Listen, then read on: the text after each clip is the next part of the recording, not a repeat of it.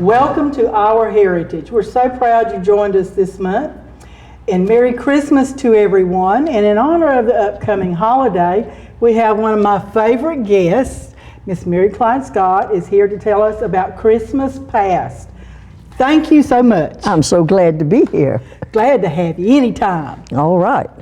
So tell me about Christmas from your viewpoint in early life. When I was a child, and that would have been 94 years ago, but when I was a child growing up, my father was a farmer and owned a farm and turpentine business, and so about 2 weeks before Christmas, he would come back from the farm early one afternoon, and he would have the back end of the pickup truck loaded down with pine trees.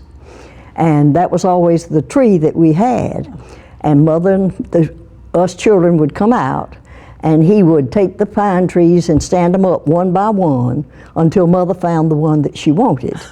And when she found the perfect one, then she would send us children through the neighborhood to tell all the neighbors to come get a Christmas tree. And then all the neighbors would come in and select a Christmas tree. They got the leftovers. Yes. And then that Christmas tree would be put up in the living room, in the big living room.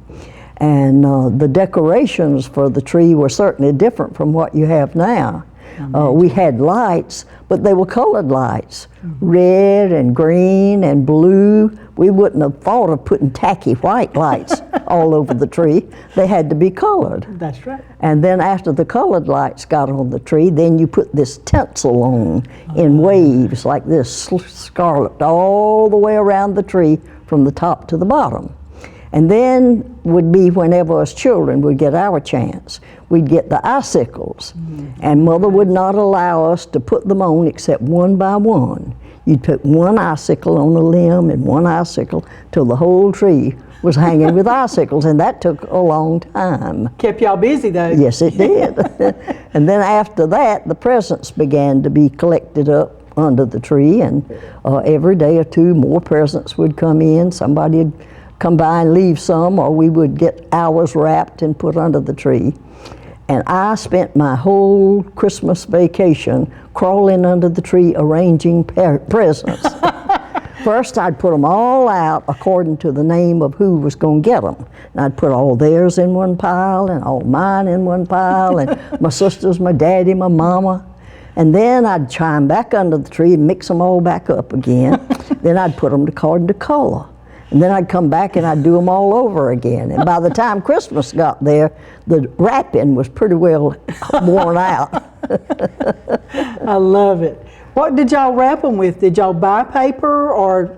Yes, we bought paper. We did not have Christmas bags, right, but we bought paper.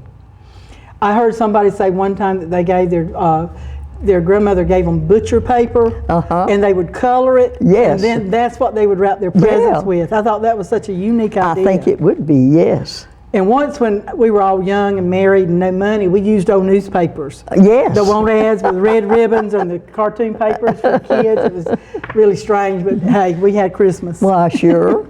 And then we decorated the front of the house always, sometimes the door. And one year I remember that Daddy sent some men from the farm up to help.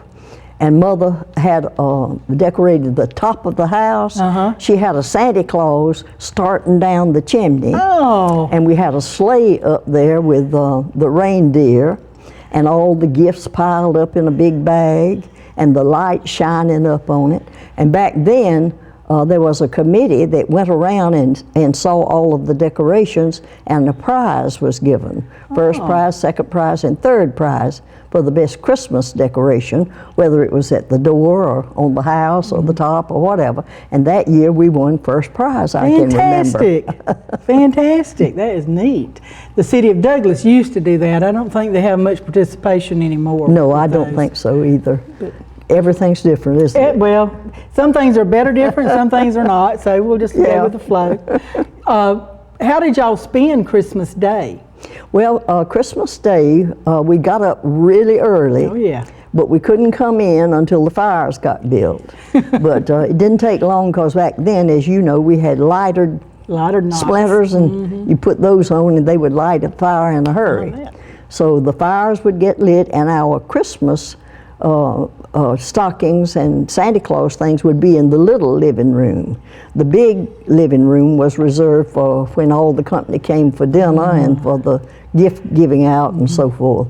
But in the little sitting room, my sisters and I had 2 sisters, and so my sisters and I had rocking chairs according to our size, sort of, and our stocking went in each rocking chair. We just sat it in the rocking chair, and we always got Daddy's hunting socks, because those were the biggest stockings. Nobody bought stockings. You used socks or whatever you could find. Some people used stockings, but we used Daddy's hunting socks always. So when we would come in on Christmas morning bright and early, the fire would be lit, and the 3 little chairs would have all of our Christmas gifts. And they weren't wrapped. They were just left in the chair. And I can remember that mostly what we got was a toy, and then a piece of clothes of some kind, like a shirt or socks, or maybe shoes if we really needed shoes, something like that. And just a few little things like that. It wouldn't be but about 3 gifts in your chair. Right. And then in your stocking, and this was always funny to me, and I'm so mad with myself that I never thought to ask my mother before she died why. There was always a coconut down in the toe of our stocking, a big coconut. Now, I do not know why my mother put a coconut in the children's stocking. I don't know whether it was to help fill it up, or weigh it down. Or weigh it down, or what it was for. I know that we always had that coconut cut up in for ambrosia and then for coconut cake later in the day. But anyway, that coconut was there, and then we had apples and oranges and nuts. We had Brazil nuts, we had walnuts, and some kind of other kind of little nut that I can't even name the name of. It was malt nuts, I'm sure. And in the toe of the stocking, there would be a little change. It never was $1 now, but it would be some dimes coins and nickels and maybe a quarter if you were lucky. Hey, that was a lot of money back then. Yeah, That's a lot of money. And I can remember one Christmas in particular, I got a ring, and I just was so proud and happy about that ring because it was unexpected. Right, right. Well, did the family come over after, extended family? Well, after we had seen our Santa Claus presents, then we'd get dressed and have breakfast, and then we would go over to our cousins' houses to see what our cousins got. We had about 3 houses of cousins that lived in Douglas, and we would go over to their homes and see what their children, all of our cousins, got, and talk with them and have fun, and then come back. And then dinner would probably be 2 or 3 o'clock in the afternoon, and we would open the gifts before lunch, and they would start sorting out the presents. But I might have had them already fixed in piles. But then we'd give out the presents and then have the dinner, and the Christmas dinner was pretty traditional, turkey and dressing and the usual sweet potatoes and so forth, and vegetables. And for dessert, always on Christmas, we had ambrosia and coconut cake, mincemeat pie, and fruit cakes. And I don't know whether you've ever seen a Fireless Cooker. Have you ever seen a Fireless Cooker? I don't think so. My grandmother, when she moved in with us, she came to live with us whenever I was a baby. And I don't think she died until I was about 11 years old. She was a great influence on my life. When my grandmother came to live with us, she brought her Fireless Cooker. It was like a trunk, and you open up the lid to it, and there were 3 deep wells in it, and there were round irons, and you take those round irons with a certain instrument, put it on the stove, and heat that iron until it was real hot. And then you drop the iron in the bottom of that deep well cooker, and then put your cake in there. It was fruit cakes. Put your fruit cake in, and then you put an iron on top of, put a rack, and then the iron on top of the cake. So it cooked from top and bottom. Yeah, and then you close down the lid, and that fruit cake would cook all night long. Smell up that house with that delicious smell of that fruit cake, and it'd cook all night long. And then in the morning, the irons would be cool by then, and the fruit cake would be ready. It's amazing because even now it's not Christmas at Mama's house unless you have ambrosia and fruitcake. Absolutely. It's just part of the Southern tradition. Yes, it is. Because you couldn't afford fruit all year round. You had to be careful with it. So Yep. it's special. Okay. So as you got older, what do you remember changing the most about Christmas? Well, I guess the way that you decorated the tree with those beautiful little white lights that I still don't like. It's just not Christmas, is Yeah, it? And the fact that you got to, everybody started getting artificial trees. You know, I loved the smells of Christmas, the fruit cake cooking Yes.